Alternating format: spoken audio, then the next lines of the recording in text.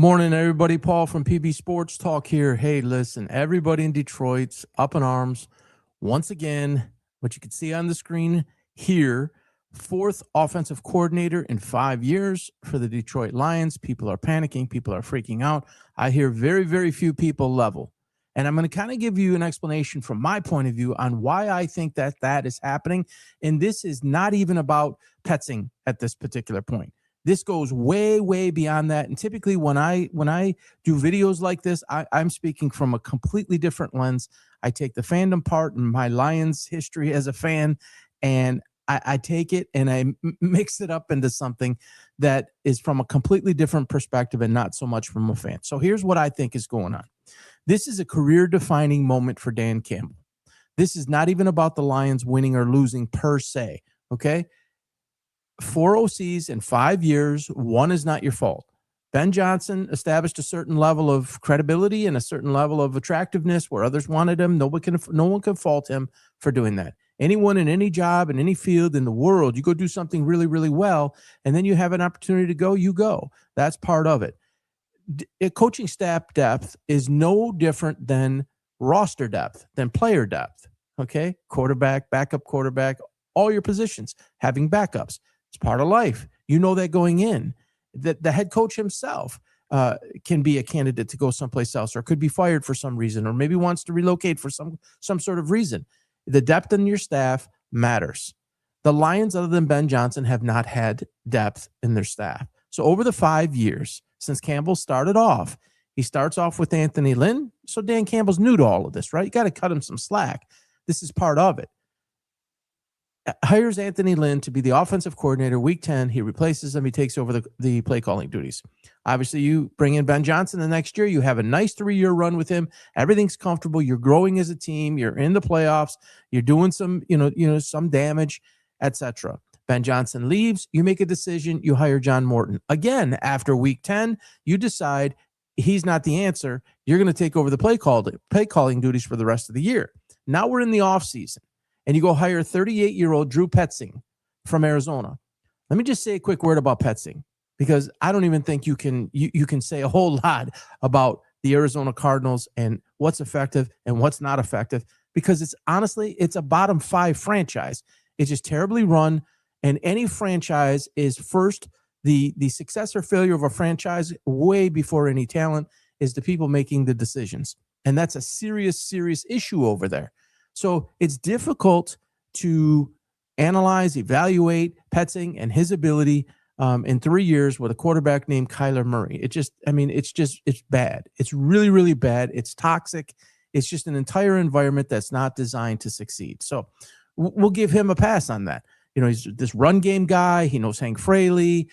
He was in Ben Johnson's wedding. Not that any of that matters. Really, honestly, at the end of the day, there's some comfort there, but it doesn't really matter. It's about production. It'll be about production for him. It'll be about production by Campbell. It'll be something is there. Something must be there.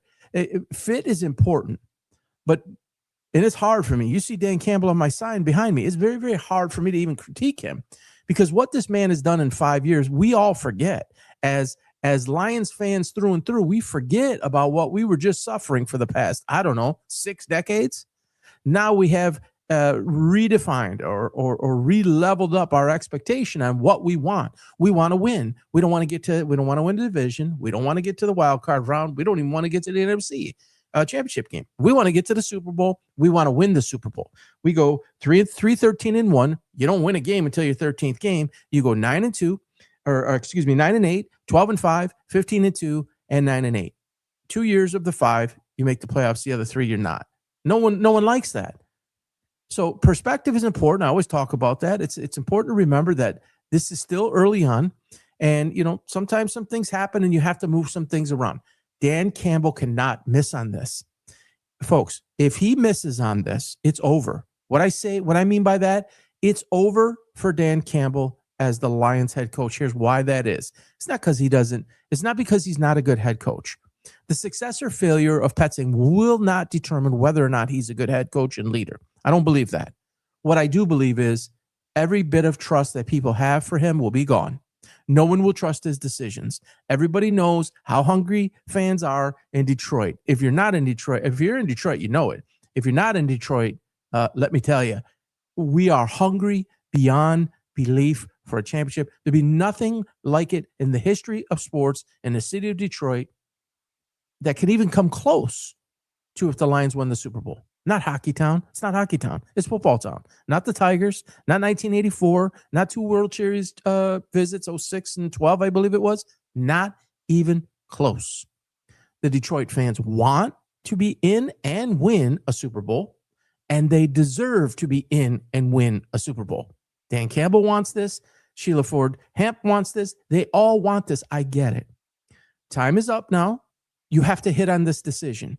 The windows and all the BS. Oh, it's a window. It's not a window. Everybody, you can look on my YouTube channel, scan the QR code upper right-hand corner. You can hear what I feel very strongly about, that there are no windows in sports for great franchises. There's decision-making. This is one of them, and he's gotten it wrong twice. And poor decisions by leaders and the people in charge tend to stunt things or erase opportunity. It's not a window. It's literally not a window. If you're making really good decisions, it never stops. There is no window that opens and closes. For poor teams, it does. You strike lightning in a bottle. You get a particular player, a particular star. You have a few moments, then it goes away. Poor management. Look at the Tennessee Titans. Look at the Cleveland Browns. You can look at all of these teams over and over and over and over and over. Okay. It doesn't even matter if some of those teams have talent. It's not about windows. It's about, can you put the right people around? Can you make the right decisions? Can you create the culture?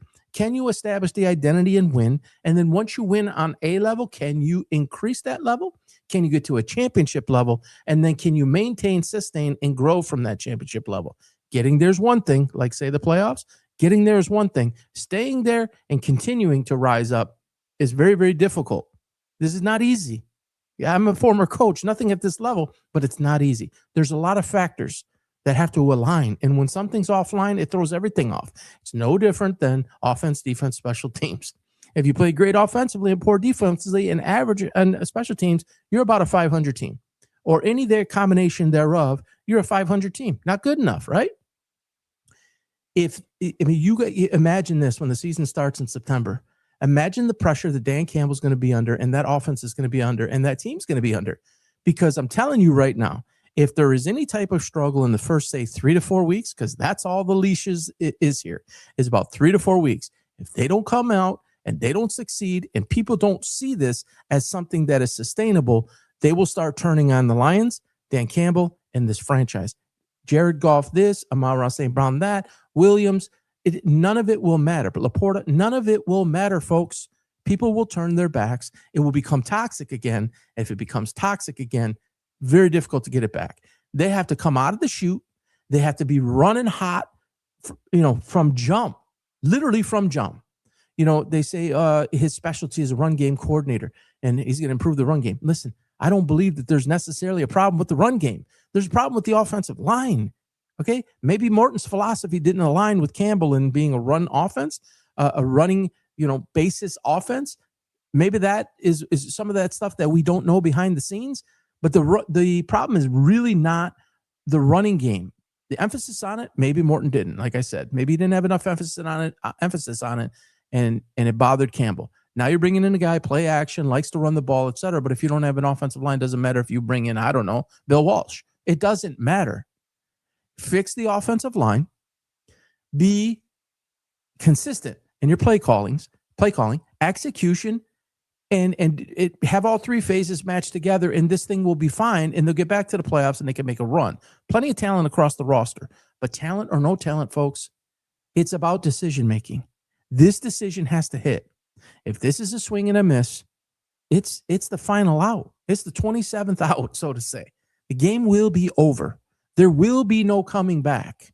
I hate to say it. I don't mean to be negative. I love Dan Campbell. I will never forget that Dan Campbell gave us a reason to love the Detroit Lions once again, to have faith, to believe, to get excited. It's electric, right? And now you can start to feel some of that toxicity coming back in. He's a resilient guy. He's a fighter. He's still a young guy, about 49, 50. There's some good people around that franchise. There's some good leadership around that franchise, Brad Holmes, etc.